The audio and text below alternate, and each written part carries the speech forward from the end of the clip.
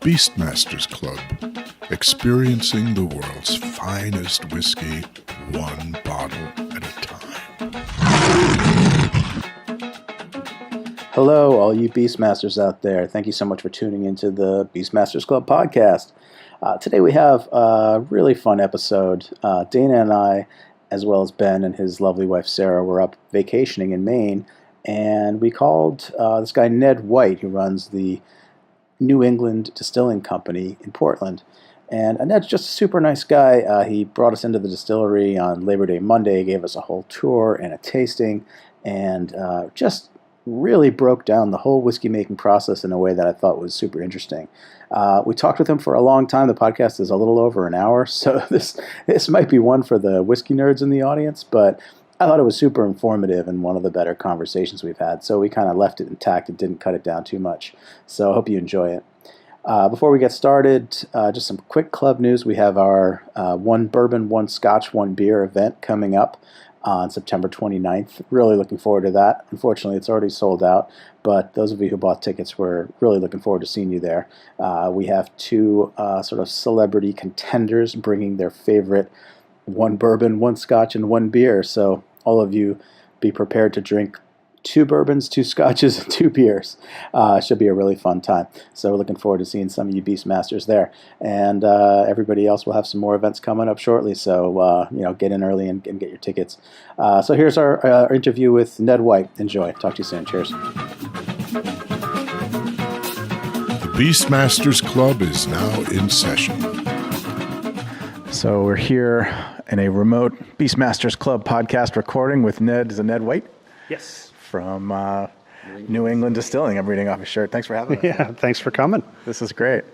We're just vacationing up here in lovely Maine and drove up to Portland to check out the operation. Do you want to do the whole shooting match from the grain? I imagine you guys have done a fair number of tours. Yeah.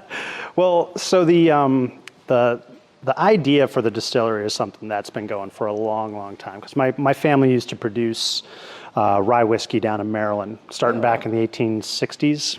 Really? So yeah, they distilled there from 1860s, break for Prohibition, fired back up again, and then up until the late 50s. Oh, wow. Yeah. What's the name of the distillery? Prior to Prohibition, it was the Sherwood Distillery. Mm-hmm. And then post-Prohibition, it was the Frank L. White Distilling Company. They made Sherbrooke, rye, things like that. Cool. This is one of the pre-pro bottles. You got a case of that pre-pro rye sitting around? None of the pre-pro. I've got a couple bottles. I got a fair number of the post-Prohibition stuff, but none of the pre-pro stuff. But this one's an old, so the Sherwood, and then on the back it's got the prescription. Look at that. Let it be sold during Prohibition. I got an ache in my side. Exactly, I know. Exactly. Awesome. Super tough prescription to come by, right? Hey doc, I got you covered. Yeah. You need some whiskey. They issued a lot of them. Yeah, they did. These racks actually are from the pre-Prohibition distillery. Wow. Yeah, so we went down in 2012 and got these out of the last standing rickhouse from the distillery, and then shortly after, like a month or two after, one of the hurricanes, Irene maybe, came through and ripped the building in half. So we got in yeah, seriously, it was a pretty tumble down building when we got in there, and then got them out. But then finally, it came down afterwards. We were there just in the nick of time. Cool. Yeah, it was pretty cool. So yeah, that was the idea. I had this family history with distilling, so I'd always grown up around it, hearing about the distillery, and even back in the 80s, my dad and I were talking about reviving the distillery. And I got into making beer in college, and then sort of translated that into professional brewing, and did that. Once I'd done that, I was like, production, this is awesome. I love it, and want to do it forever. And that's when really started thinking about and planning for a distillery. So the idea, that background, what I wanted to start making was the Maryland style rye whiskey. Those were a little bit very different than the Midwestern ryes. Right. Maryland rye didn't typically use corn, so it was rye and barley. They were done on more simple stills, so not your traditional column still that you'd find in a Midwestern distillery. That gives you that clean grain profile, and the pepper and spice really comes through on the rye. The East Coast distillers in Maryland and Pennsylvania, Maryland specifically, used this thing called a charge still, which was kind of not a column still, not a pot still.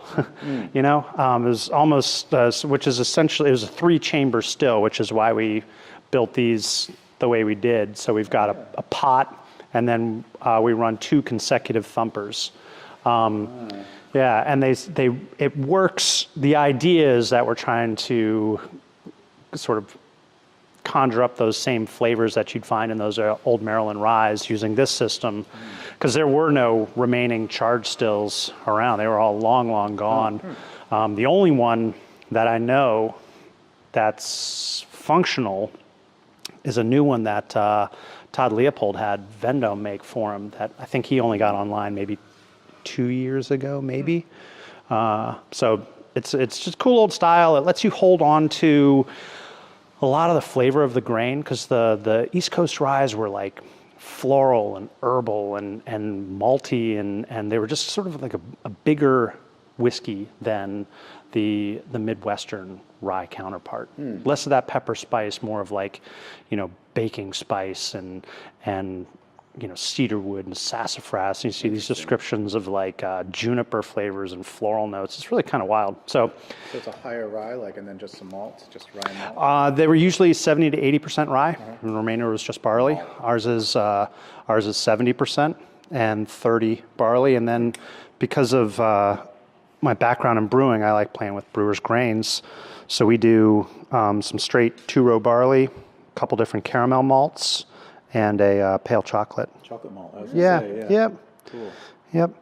Interesting. A lot of those flavors will translate through into the whiskey. So you get that like, they're great, because you get this like chocolate malt in particular. You get this depending on the rate you use it, but where we use it, you get this just little kind of bittersweet chocolate note on the back as you're sort of rebreathing it. Do they? Yeah. It's a great way to play around. I mean, there's so many cool grains and yeast coming out of the brewing world that you use them in distilling, and you don't think about like how to say it. So like you think about like distilling, like stripping out flavors. So folks tend to use like raw grains and things like that, and it's kind of like alcohol and barrel. But so much of that like Cracker Jacky caramel comes through from a caramel malt, bittersweet chocolate. Flavor difference between 2-row and 6-row barley is really it all comes through. That's some of the cool stuff going on with more craft attention to distilling. People getting into a little bit more of the ingredients and the sourcing and what they're using, and playing with the formulas. And finding the different flavors. Yeah. Why do you call it Gunpowder rye? So the family's distillery post-Prohibition was on the Gunpowder River. Oh. Yeah. In northeastern Maryland. So that's the river there. There's a little X kind of hidden in there, which is where the distillery sat. Yeah. Treasure map. Yeah, you got it. So wanting to make that older style, going after older equipment, kind of informed the rest of our lineup. So we make our gin. The Ingenium is more of a Holland-style Geneva gin. So that's 95% barley and 5 rye. Nice malty, full pot distilled gin. We really make essentially an unaged Irish whiskey base, so it's triple distilled malt whiskey base. Yeah, that's our good sticky. Yeah, it's all molasses right there. Oh, okay. And this time of year, it keeps wanting to ooze out of the bottle whenever the temperature rises. But yeah, that we're going after more like a colonial American rum. So it's all molasses based. Yeah, exactly. So you get that nice, rich, blackstrappy character. Yeah. And then most recently, we added the Tidewalker, which is a bourbon. So that one's a wheated bourbon. I forget the proportions. We might be like mid-60s on the corn, good slug of wheat, caramel malt again, and 2-row barley. These 30-gallon? Yeah. So we use a combination of 30s and 53s. Yeah.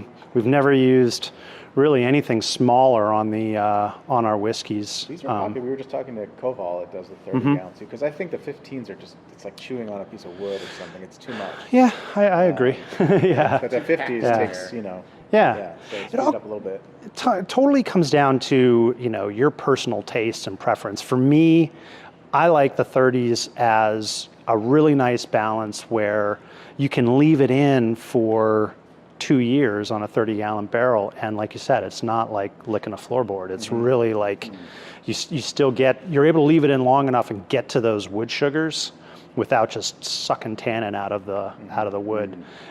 So for us, 30 was really as small as we wanted to go, and now, I mean, really with our rye, we're blending 30s and 53s. Both of them are about 2 years old. And the idea is we get some really nice, traditional whiskey flavors coming from the 53s, but out of the 30s, we're getting some nice baking spice and even like a coconutty note and things like that. So it's something that is part of the flavor we're not looking to migrate away from 30s. We're to, incorporate them as part of that flavor. So those are what we're doing for the products. So those 4: whiskey, the rye and the bourbon, and then gin and rum. Cool. Thanks. We try to cover all the bases. I'm not a vodka drinker, so we don't make no. You guys want to look what we're doing? Absolutely. So what we'll do is take the raw materials. So either barley is coming from northern Maine. All the specialty grains and stuff like that are coming out of Breeze Malt out in Wisconsin. And the molasses comes from Brazil. So we'll take the raw materials, bring them over to the brew house, and brew up our beer.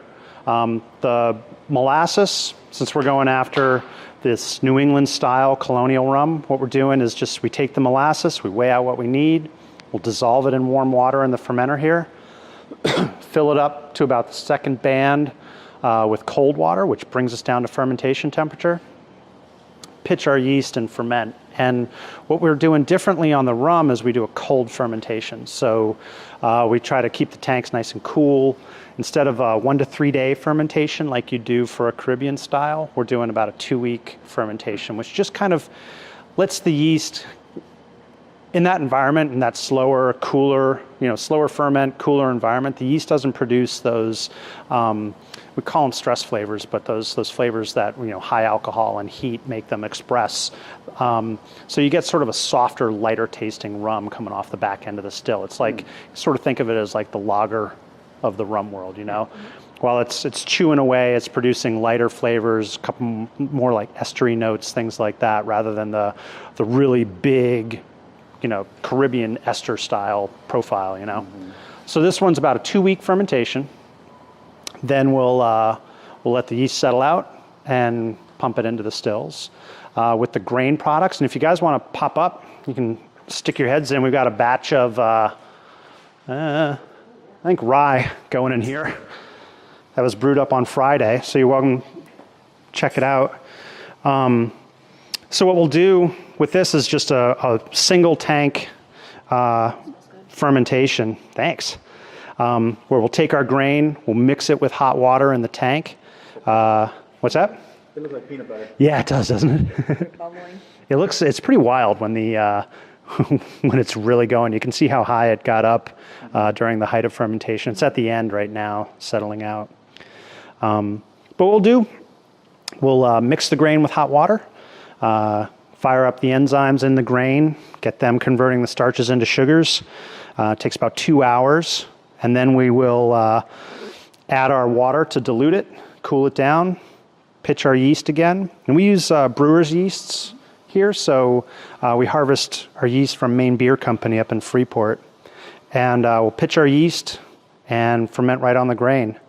The idea is that we want the bacteria that live on the outside of the grain, your lactobacillus and pediococcus, to participate in the fermentation. They're going to create some lactic acid for us, which when it gets into the barrels, alcohol, acid, thyme makes esters. So you get these nice fruit flavors, spicy floral notes developing from that slight, you smell that sour note in there? Yeah. Yeah. It's a clean sour. It's not putrid. Yeah, you don't want that. So nice and clean. Yeah. Right. So with the grain with the grain brews where we're leaving the grain in and fermenting on it, we want to do a fast, clean fermentation. So we pitch a lot of yeast. The yeast is in there controlling the scene. The bacteria is just kind of nibbling along in the background, contributing to the flavor profile, but it never gets a foothold to really run wild. So where our rum fermentations are 2 weeks, these are a 3-day ferment on the grain. When you were doing your own beer distilling, I mean, were you working at a big company or were you doing Yeah. it on your own? Or were you Yep, I was head brewer at Allagash around the corner. It was from 96 to 2002. Yeah, and before that I was a general brewery schlub, volunteer schlub at Ipswich Brewing down in Massachusetts. Yeah, yep.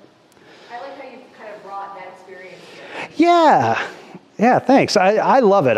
It's for me, distilling is this great sort of extension of brewing. So what we'll do after fermentation, separate the grain out, wash it to get all the goodies off of it. Grain goes off to a farmer for feed, and then the beer gets pumped into the stills for the stripping run. So for these guys, we've got two 250-gallon pots. And then another thing we're doing differently here is we're distilling over open flame, so natural gas distillation. And the idea is that those older style of spirits, New England rum, Maryland rye, old Geneva gin, like those things, those would have been originally distilled over, coal and wood fires, and those are much, much, much hotter fires than your steam heated still nowadays, right? So steam still heating surface gets up to about 300 degrees, which is plenty for boiling, which is ultimately, at the base what you're looking to do. But you go back a couple hundred years ago when they're distilling over wood, these stills would have been, fully bricked up, like they're sitting down in a kiln, and then you've got the wood fire going underneath. So you're talking those like 1200 degree, like pizza oven, slow licking flame kind of thing. So really, really intense heat. And the difference is that at the 1200 degree temperatures, you're boiling for sure, but you're also caramelizing sugars, like on the actual surface of the Right. All throughout the liquid, because the temperatures, like to give you an idea, like the steam stills, those heating surfaces is over 300. When we're doing our stripping runs, the bottoms of our stills are up around 1,000 degrees. So it's crazy, crazy hot. And the way that comes into play is since we're using brewer's yeasts leave sugars behind.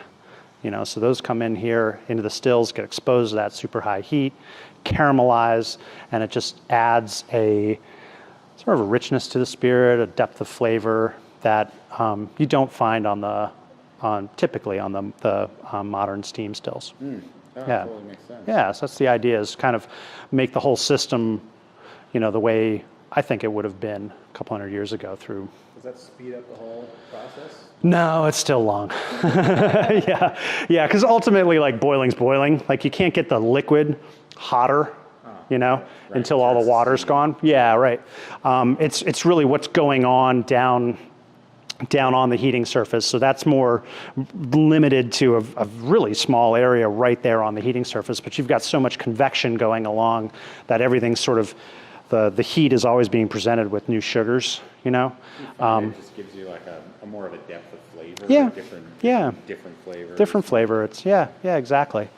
And that's what it's about. It's not it's definitely not a right or wrong, because there are a lot of steam distilled whiskeys that I love, but it's just different, and it's something that allows us to create a product that's unique and tastes different. Pretty small stills, right? Are these, Yeah. What do you call them? Charger? Is that what you call them? Charged still is the Maryland style. Yeah.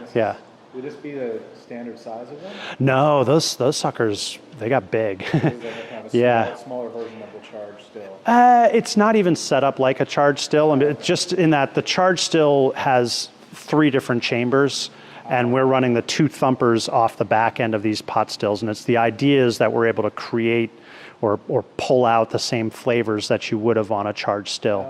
A charged still would be, you'd have 3 chambers stacked on top of each other, and they could be, 250 gallons would be fairly small, I think, for, when you're talking those, turn of the century size stills. They would have been, probably each chamber, I would guess, would be in the, neighborhood of 500 to 1,000 gallons.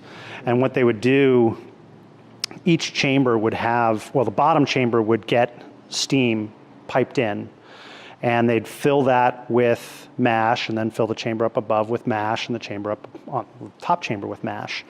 Pump the steam into the bottom. It would, evaporate out the alcohol, distill it out. That would go up through a center port into the next chamber, and then get distributed through these pipes to bubble through the next layer, which is now just, a degree or 2 cooler. So you get things condensing in there and then boiling out, and then up to the next chamber does the same thing. So you get this sort of, it picks up some flavors. You're essentially sending the heads initially from the bottom chamber into the second chamber, and the heads from the second chamber into the top chamber. And each time it's sort of an opportunity to pick up some different flavors as you're going through. And then it comes out, and we'll hit a doubler, just like you would for a traditional column still, and go on. But so what we do in order to pull out those same flavors is we'll dose our thumpers with a blend of our heads and tails from the last batch of whatever we're distilling. Yeah, so we're always distilling through our heads and tails to scrub out those flavor notes that we're looking for. Yeah, so what we'll do is we'll fill these guys up to about the shoulder here, bring them up to a boil. We'll get these were made in Portugal. One of the, there's a couple different still manufacturers over there. So They're especially beautiful. Thank you. Yeah, it blows my mind. These guys, it's really difficult to find, get pictures of them making the stills, but you can find some videos online of them making them. These are, they're hand hammered. Yeah, the little peen mark, yeah. And it's funny, you see the videos online, there's like dude on the outside with a sledge and a guy on the inside with a hand anvil, no hearing protection in the whole joint. They're like, wang, wang. Just like, God, seriously. I know, you're like, OSHA, anybody? No? Yeah, right. But then, you can see these other 2 vessels, they roll these out, but they still made some poor sucker ding them up, make them look like that guy.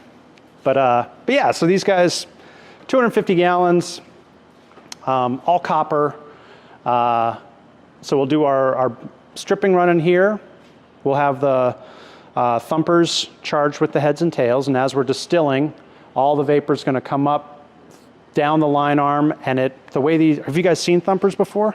Yeah, no? Not this close, I don't think. So it's these are like the precursor to the like a hybrid pot still where you've got the column and the plates. This would be the precursor, significantly less efficient than that setup. So what we've got is it's essentially a barrel and a lid. Feed tube comes down to the bottom, and then little stubby outlet, daisy chains into the next one, down to the bottom and out. Start the day by filling them up maybe a third of the way with that blend of heads and tails. All the vapor coming off the still is going to get piped down, and it's going to bubble through that liquid. So it's the same thing that's happening on those plates. It's just the plates are designed to create very, very, very small bubbles. So there's a lot of surface area for gas exchange, for condensation of alcohol and boiling back off. This is, 1.25 inch bubble through, and that's where they get their name, that thump. Yeah, as they're going, they're sitting here going thump, thump, thump, thump, thump, thump. Standard. So, 2-chamber bong. Yeah, right. Exactly. That's it, man. A lot of times we're like, "Yeah, you guys familiar with how a water pipe works?" It's like very much the same. Yeah, But the idea is that as you're going through, if these were clear and you can see, you get this big bubble coming out, and as it's rising up through the liquid, it'd be shrinking because the alcohol, some of it would be condensing into the liquid here. It's an 1.25 inch pipe, so all the heat coming over is keeping this plenty warm. So you're gonna get alcohol condensing in, somewhere else will be boiling off from that heat coming in. You'll pick up some of the nice flavors from the tails and the heads from the previous batch. Comes out, bubbles through this guy, you get a little bit of an increase in proof, pick up some flavor, and then it comes out and enters our condenser, and we just run 2 warm style condensers, cold water bath. As the vapor comes down and works its way down the coil, cools off and condenses probably about 3 coils down, and then it comes out the oddly named parrot on the back end, and that's what we collect. Nice. Yeah. And what kind of proof do you take off of it? For the so on our stripping run, we will collect at about 30%, so 60 proof on that first run through. And then what we'll do, bust it all apart, scrub it inside and out, and then put the low wines back in and do our spirit run. Is that what's happening here? Yeah, so these are all former molasses totes. Now we repurpose them to hold our low wines. So yeah, those were waiting until, like the bourbon, they stripped, that's a couple batches there. So now they've got a full charge of bourbon low wines. That'll go in the pot. Then we'll run it through that second time, and that's when we're going to make our cuts. And then what does it come out after the second pass? Usually we're taking off, started about 150 proof. And then it's usually where it's going to settle out, just low 150s, upper 140s. And then what do you barrel it at? 125. Yeah. Our rum is matured in Jim Beam barrels that they bring up from Beam for their curio. So they'll peel off a couple barrels for us. We'll put the rum in there for 3 years, and then when we're done with it, we'll send the barrel to Allagash, and they've got rum barrel to play with. And they take all our rye barrels. So yeah, it's a cool to have great that relationship. Kind of relationship where you can play around and do some projects. Absolutely, yeah, they're good folks. See some people doing more of the making whiskey from beer. Oh yeah. You guys have a few little We do indeed. That's up in there. We'll be coming out later this year, maybe. We're working on the labeling now, but we've got about 7 barrels of the Saison that we had distilled. Yeah, and that's been hanging out for coming up on 2 years at this point. Yeah, that's a rum. Yeah, so, and I think that barrel's stashing away like some Weller 12. Oh, man, yeah. No, there was some dudes that bought a barrel locally, and they just wanted the booze inside, and they're like, well, we got this barrel, do you guys want it? Like, it's kind of asking a lot of us, but okay. We'll take it. Yeah. And we parked our rum in there, and that's just been, I think that barrel's maybe 5 years old now. Looking nice and sticky. I know, that's my... one of the projects I want to do is I want to figure out how to harvest all that barrel candy and like turn it into a lollipop, like some of those things. So freaking good. Seriously, it's so good. Every time we shuffle the barrels around, I'm just like, just my hands, it smells so good. Nice and Yeah. in there. Yeah, and I mean, the reason it's up there is, this everything here ties together. So we've got like, the brewer's yeast going into the direct fired stills, so we get the caramelization, but then those stills, each one's 400,000 BTUs. So it's ripping hot in here when those are going. So temperatures up there, it's regularly 120 degrees up there. So we get, when you're running. Yeah, exactly. And then we don't heat otherwise. So as soon as those stills are off, it's cooling down. And we've got no insulation in the joint, so it's cooling right down. And That's interesting. Yeah. So like in the northern They should just distill right in the warehouse. Seriously, man. Do that in Scotland. I mean, we were the Victors, and they Yeah. heat cycle the whole rick house. Yeah, right. They have it ultra temperature Yeah. controlled, and they have electronic probes in Yeah. the In the select liquid. barrels. Yep. Wow. No kidding. And they're monitoring. That's cool. Like actual. Triggers Yeah. the HVAC of the whole rick house based on the temperature of the liquid. Yeah, they've got. That's crazy. Wow. They're trying to do more heat cool cycles. So Yeah. that they can sort of age faster. Yeah. So they're trying to do it very scientifically. They're Absolutely. employing We're technology. we're doing the same thing, but maybe not like maybe not quite as meticulously. Yeah. So I mean, you'll see when these stills are going. I mean, you can put your hand up in the air and feel the temperature gradient in here. And so even today, where the stills, our thermometer battery was dead, but usually. Even when the stills aren't going, it's a couple degrees warmer on the top rack versus the bottom. And then when the stills are going, it's a solid 20-degree difference. So those are the whiskey low wines. That's right. How low can you go? That'll wake you up in the morning. Yeah, well. So it's still like, Interesting. yeah, they're Yeah. Well, right. go blind. They're kind of oily smelling. They're funky, grainy, interesting, but nothing you want to tuck into. You know, yeah. You get a big grain. Yeah, you really do. And when we get down to really, really the end of that stripping run, I mean, what's coming off really smells like bread. You know, you get that yeast note coming through and stuff like that. It's very, very bready at that point. But it's at 30 proof, or 30% alcohol rather, 60 proof, that it's so strong smelling. You know, folks oftentimes will take a whiff and be like, "Oh, you know, like that'll strip paint." I'm like, it's not that strong. It just smells strong. Apple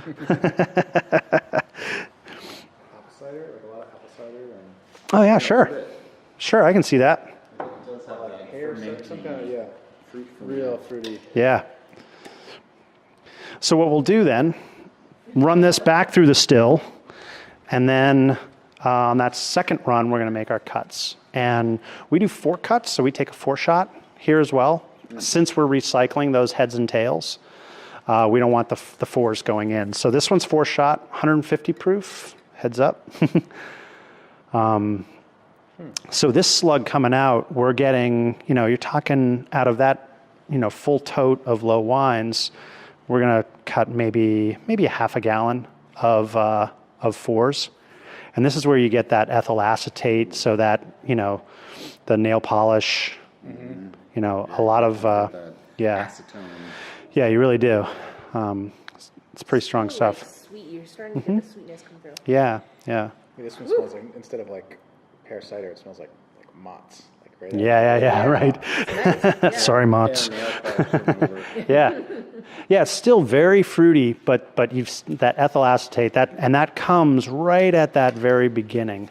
So it's Just smelling them, I would have thought the other was way stronger. yeah, right. So that one we just we dilute and dispose of, and then we'll get into the heads. Here we'll collect maybe about 3 gallons of heads. So that ethyl acetate's gone. Things are really cleaning up. It's much nicer. Still, it's sharp. This is where the methanol is coming through. Yeah, but you can smell it's a lot better and a lot, easier sniffing. Just smell the different chemical composition. Yeah. Go down. Yeah, isn't that wild? Now I'm going Yep. to want to drink it. Right. I know, we're getting there now.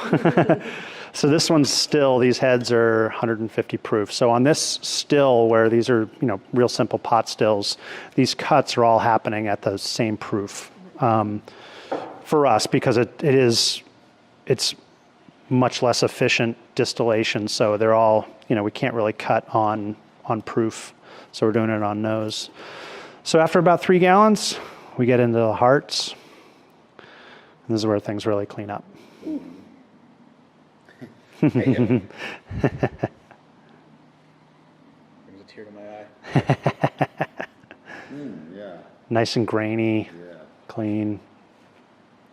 This stuff starts to get a little almost like a brandy, or Yeah. it smells like grappa. Yeah, something yeah. like that.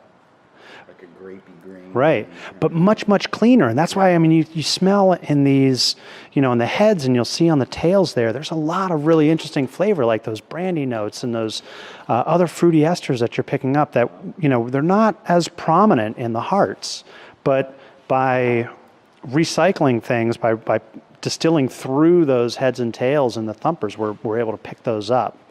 This is all rye, you said? That was, Okay. everything you've done so far. These are rum hearts here. I love this one. This is the one. Yeah, seriously. Yeah, I know. That's the jar that keeps disappearing. So we keep having to refill.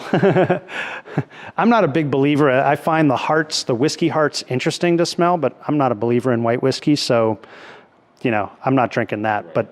But these, the white rum, that one tends to disappear. We were burning birch, I think, or some driftwood the Oh, other day. yeah. And it's kind of got that. Interesting.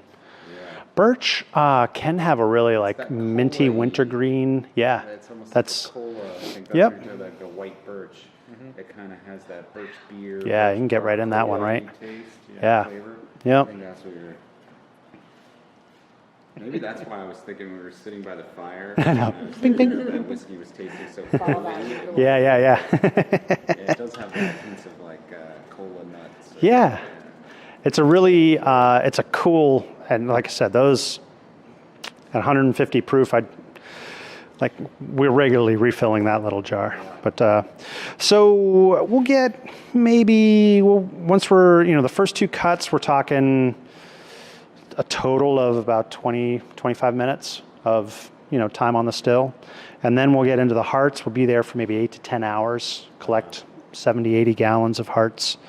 And then we'll start to see the temperature and the top of the stills climb. The alcohol concentration will start to fall off coming out the back end.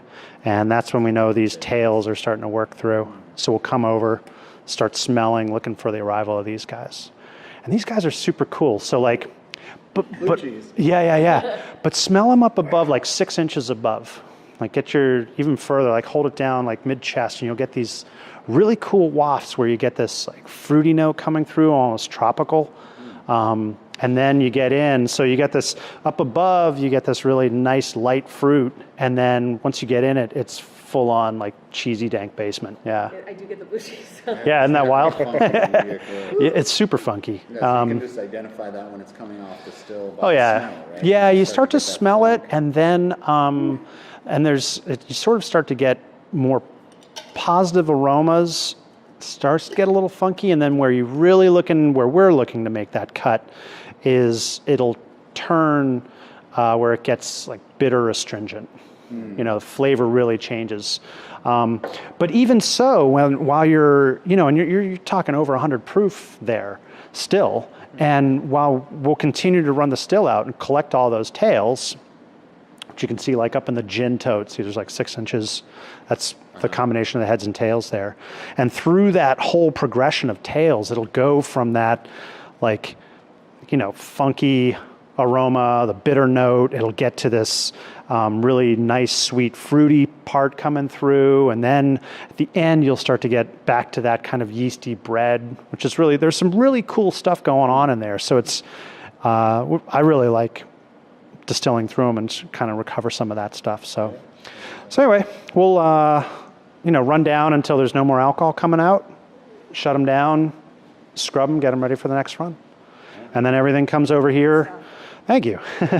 For the brown spirits, they're all going to hang out in barrels. So anyway, we'll the rum will hang out in Jim Beam barrels for 3 years.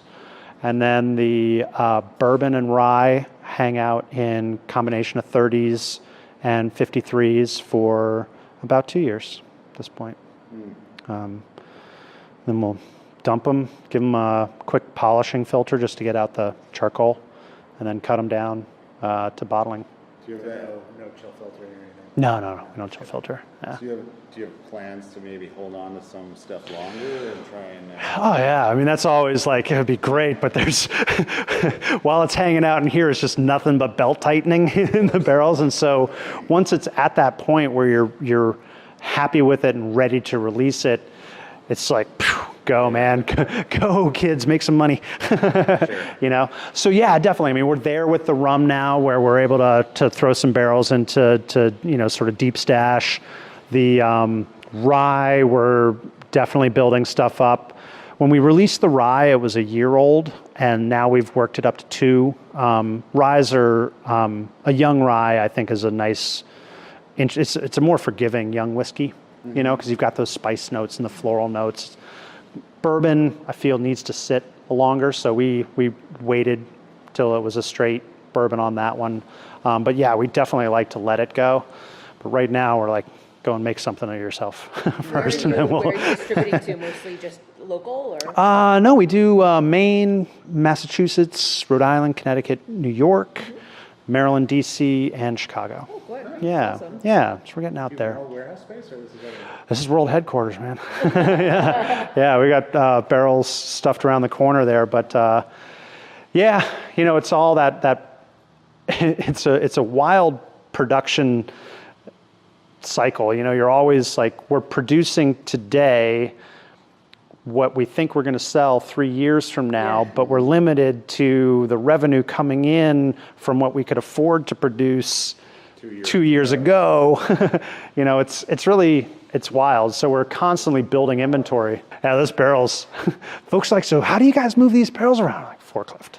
Yes. They're heavy, Yeah, they are. Yeah. They are. They're like 500 something pounds. I tilted one full. up that was full with like by shaking it. Eddie. Yeah. With Eddie Russell at Wild Turkey. Nice.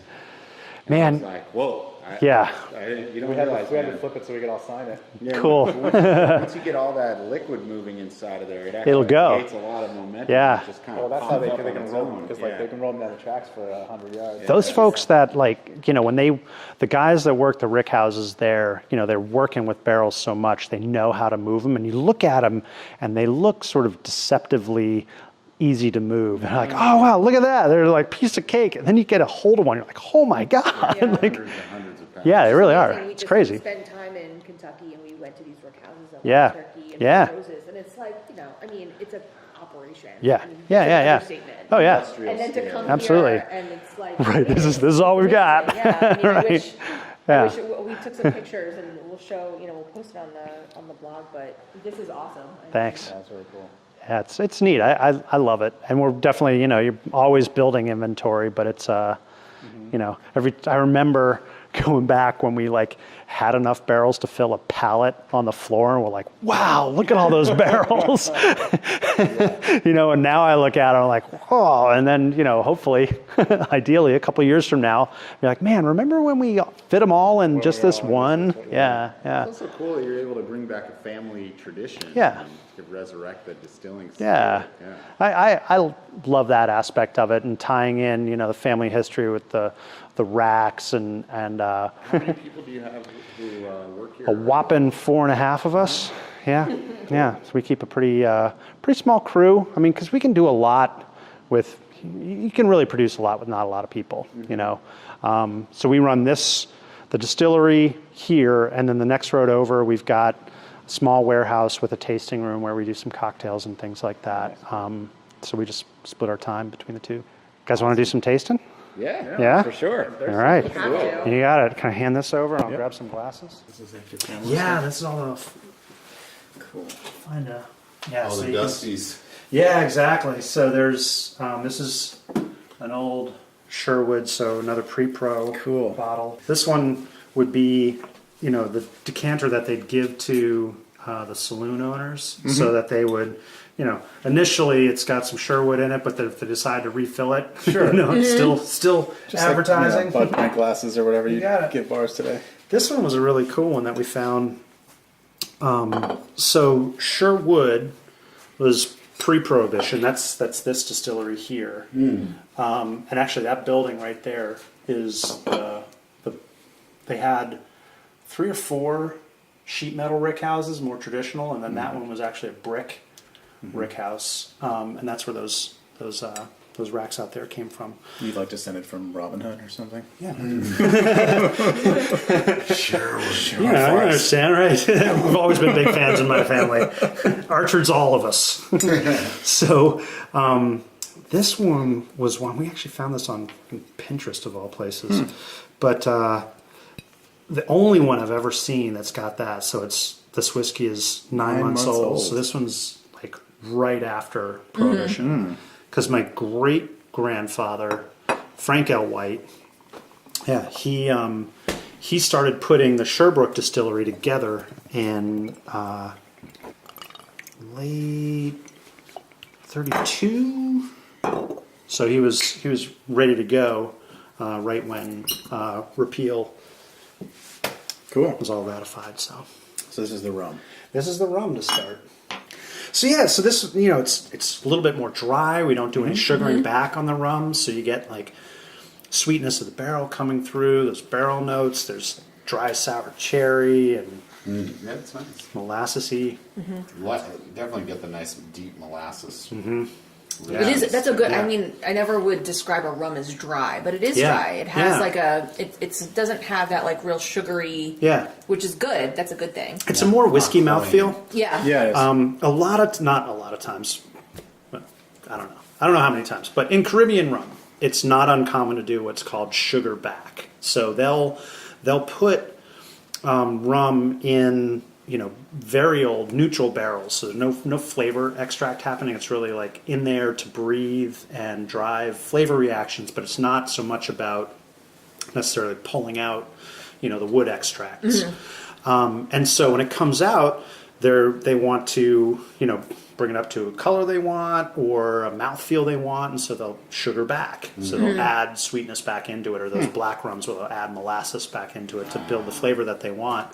But this way, it's all barrel. Yeah, it's good. It has like a good like kind of aftertaste too. Yeah, thanks. Definitely rum, but like a real. You're right. Yeah. Like a whiskey drinker's type of rum. Yeah, exactly. All right. How about we're gonna have to dive into a barrel on the bourbon. Oh no! I know. Sorry. Heaven forbid. Because that one we've been selling That's out the of. only way we drink our whiskey. Perfect. So you know. Straight from the barrel. Excellent. Yeah, when we can, that's the preferred method. So this will be the rye. And again, Maryland style, so it's very different than, if you guys are rye drinkers, very different than the Midwestern style. Yeah, it has a floral. Yeah, floral lemons, notes, for and sure. flowers, and Yeah. yeah. Oh yeah, that's really different. It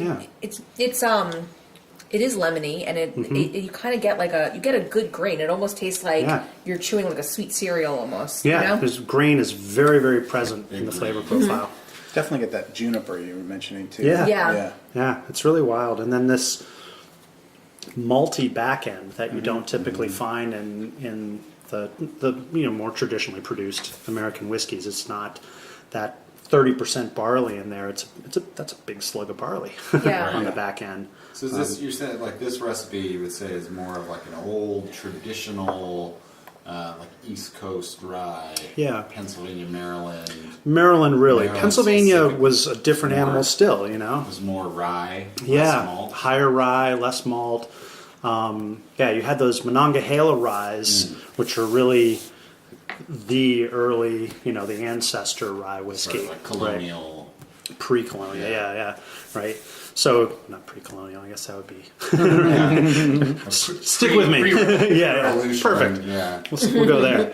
But yeah, it was this, those were like high rye, there's only descriptions left. There are no brands from the traditional Monongahela that lasted.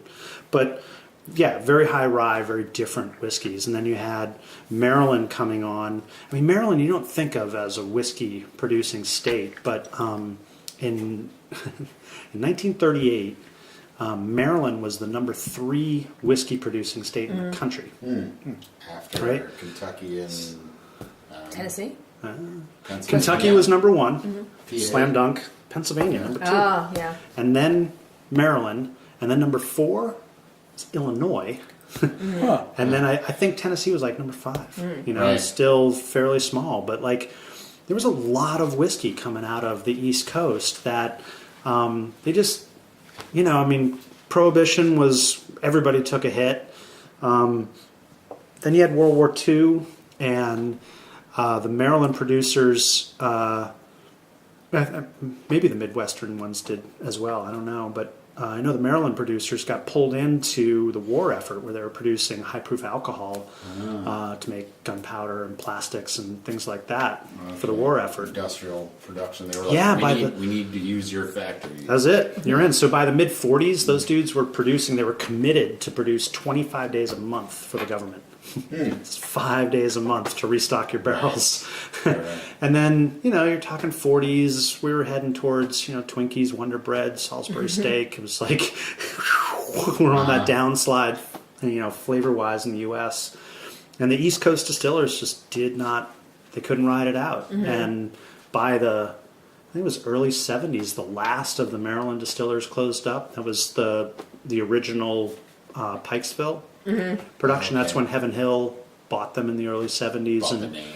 Yeah, and kept it going. It was always still available around Maryland, but produced by Heaven Hill. But yeah, they were the last. Yeah. So I like that Pikesville. It's good stuff. Yeah, this absolutely. is good. It definitely, there's a nod to rye. You definitely, it's a rye. It still has that same kind of idea, but it's definitely very different than anything I've ever had. Yeah, it's cool. Really good. Thank you very much. That lemony really stands out for me. Yeah, really fresh and alive and it has that crisp flowers and really crisp. Yeah, which is not usually a word that I would use for rye. Yeah. But nice. This is really good. Perfect. Yeah, cool. I'm glad you guys like that. Yeah. I brought you a present. Honey, we got the 10. Oh yeah. Yeah, we brought You you a guys are little awesome. present. Thank you very much. So this is a barrel pick. that we picked from Mackenzie up at the Finger Lakes. Oh, cool. And this was a buddy of ours is good friends with them, so I think he tasted every barrel. Yeah. In the warehouse. So this is their weeded half bourbon. out of necessity, half out of we do it. Try that one over there too. 3-year weeded bourbon. Bourbon. Wow, Nice beautiful. white wax on it. So Thank you guys very much. Appreciate that. That's a good one. Yeah. Yeah, that is awesome. Cheers, enjoy it. Thank you guys. I totally will. For sure. and we also Beautiful. brought, I don't know if you want to take, but we brought one of our. It's awesome. If we want to have a sip. You want to have A hot a sip of one of our barrel picks? Yes. Our wild turkey. I would love to. Awesome.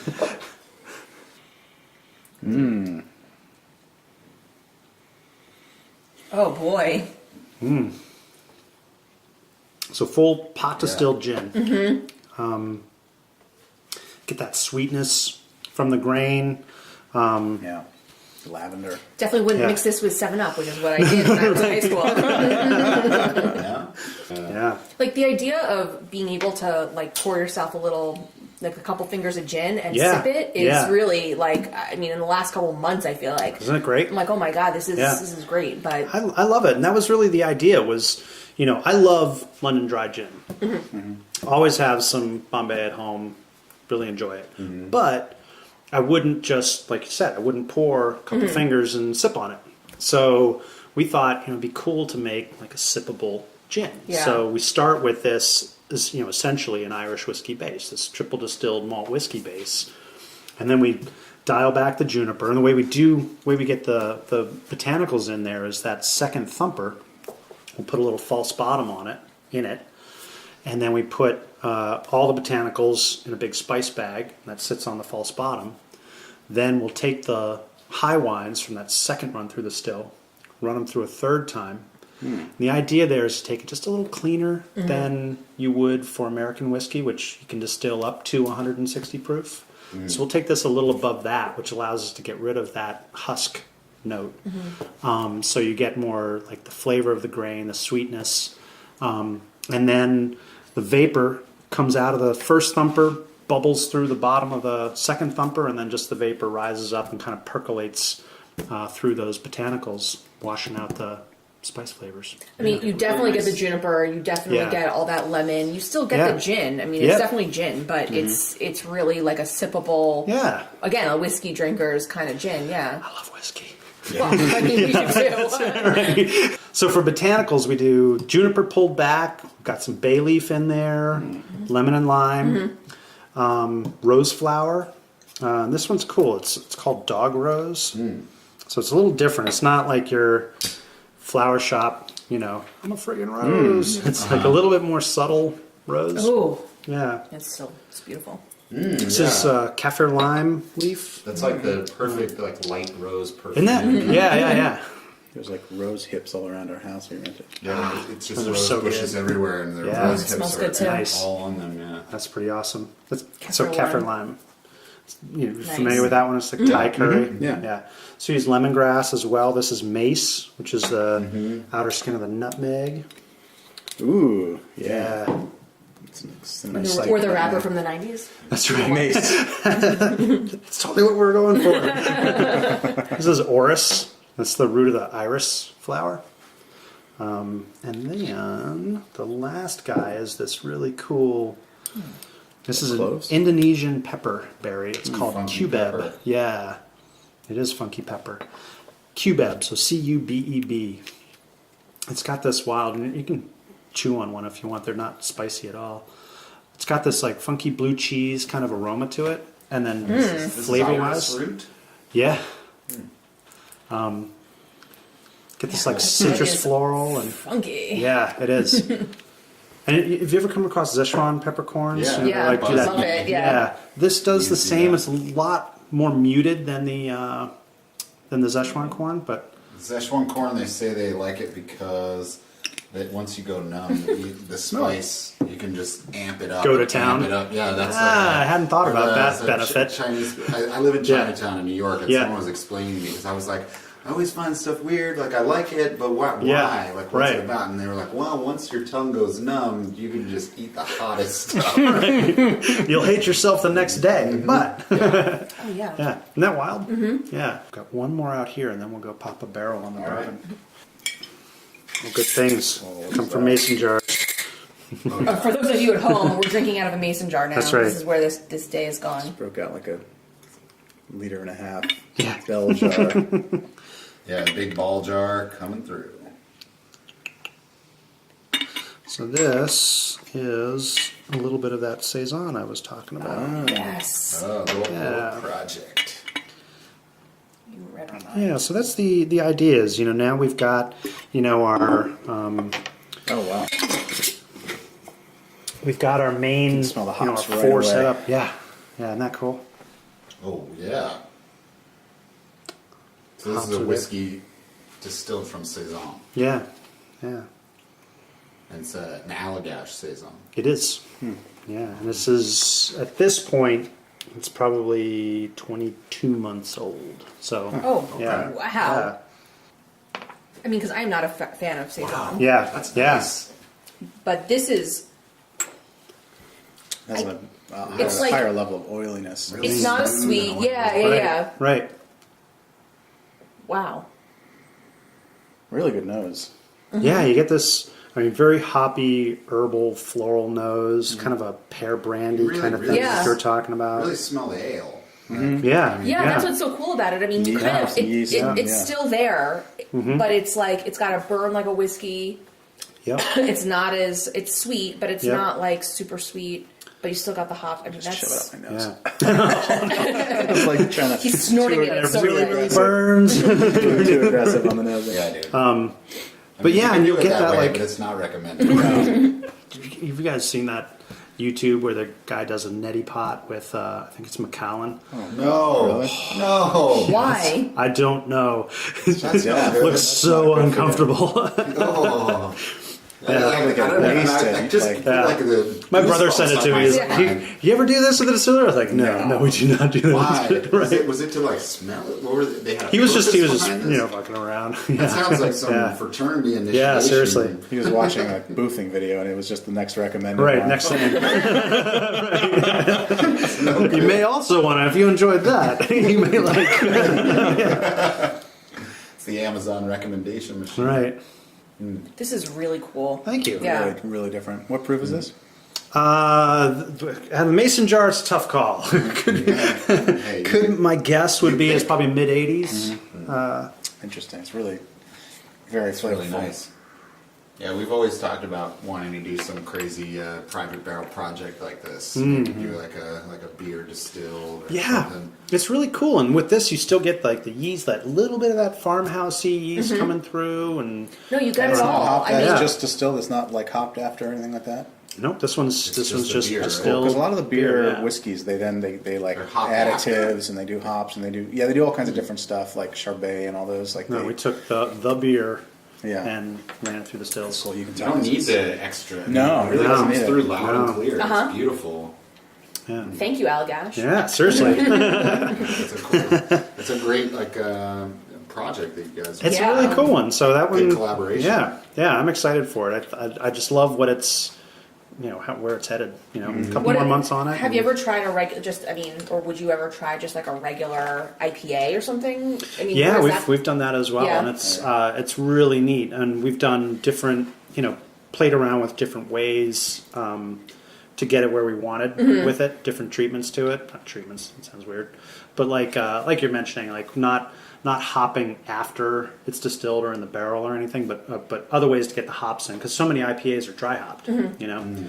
So once you start cooking those things, you start to pull out different flavors, and typically, like with the saison, those hops are all going in hot side, not cold side in the fermenter, so you're going to get different flavors coming through. So with IPAs, you got to treat them a little bit differently to get the flavors, but it's really cool. You can pull out those grapefruity notes. You can pull out.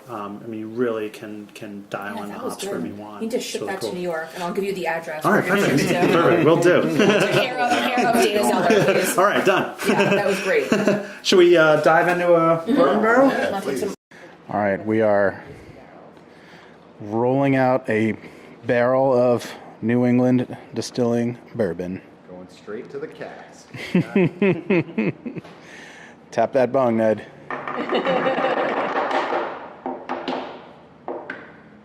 The bong has been tapped. So what is this one? This is bourbon, obviously. Yeah, bourbon from May of 2015. May of 2015. Sweet. Excellent. Do you guys want to do barrel strength, or do you want to cut it? Oh yeah. No, this is Barrel strength? We don't have We don't. yeah. Sweet. It's all good. It's all, All right. good. What's the point of getting it out of the barrel if you're? Get a straw and just drink it right out of it. Can you guys go? Cheers. Thanks again, man. Yeah, Fun. cheers. All right. Straight out Thank of the you. barrel. Thanks for having us. Yeah, absolutely. Thank you guys. Oh yeah. Nice char, vanilla. Oh, like a little orange. Yeah, I get that burnt orange kind of thing. Whoa. Yep. Really nice.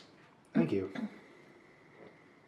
Sweet. It's got a fair amount of wood on it. Lot going Yeah. on. Yeah. I was just in Yeah. that same barrel for Yeah. 2 years. Yep. That's it. There is sweetness, I feel like, running through everything that you're doing, but it's not like a cloying sweetness. Right. It's like a real muted, It's that caramelization. Yeah. Yeah, that's Delicious. that direct fire. And you get that yeast note Like a coming burnt, through. like, and, yeah. Yep. really Yep. good. Yeah, you can totally get that caramel. A little maple syrup in here as Yeah. well. And Definitely on the nose, the mapeliness. yeah. Candied Yum. oranges, a little red hot, like a little A little cinnamon. chili. Yum. I mean, that's like, yes. Do you ever Thank you very much. barrel proof bottles? Or What's that? Do you ever bottle barrel proof? We just released that in May of this year. So far, No, yeah, we haven't. But not on the bourbon. yeah, we'd love to do some of that. There's some rummies that really want us to do it on the 8 Bells as well, which would be cool. But yeah, that's where we're headed now. We've got this line out there. We're still, next year we'll have the bourbon stabilized, meaning like we'll have enough inventory to actually have it in the market. The bourbon shelf is empty for those of you at home. Yeah, right. We're looking at a label that says bourbon, but above Yeah. it there are 0 bottles. So the bourbon went fast. Bourbon went fast. So we've done 3 bottlings. They've all sold out. It's Maine only right now, but we'll be looking to get it out into other markets next year. And the gin, too. I mean, there's the gin The shelf gin we is- probably sold out this weekend. We have more inventory on gin. Yeah. So if you guys are Yeah. north of the wall, you can get some of this bourbon. But That's right. otherwise, not so much. It doesn't need to be proofed down. No, this is really good right out of the barrel. hot. I Very mean, it's tasty. still, Thank you. yeah, you still Yeah, it's got it. 125. Yeah. But But Really nice. delicious. Really nice. thank you. Especially for 2 years in the barrel. It's pretty smooth. Oh, yeah. It's not so biting. Like it actually has a pretty nice finish. A little wood on there too. Love it. You want to try the pickle? I would love to. Yeah, I'd love to. Thank you very much. Yeah, this is an 8-year Russell's Reserve Wild Turkey bourbon. Boom. Holy hell. That's good. Yeah, this was from New Year's Eve. This was made on New Year's Eve day or whatever. Wow. New Year's Eve, 20. Wow, that is delicious. 2009? 9? 110 proof. 8 or 9. So drinkable. Yeah. Man, oh man. That's so nice. Yeah. Oh, man. All right. Well, we'll Thanks have to get back again. to it. Thanks Happy for Labor having Day. us. Yeah, you guys as well. Amazing. Absolutely.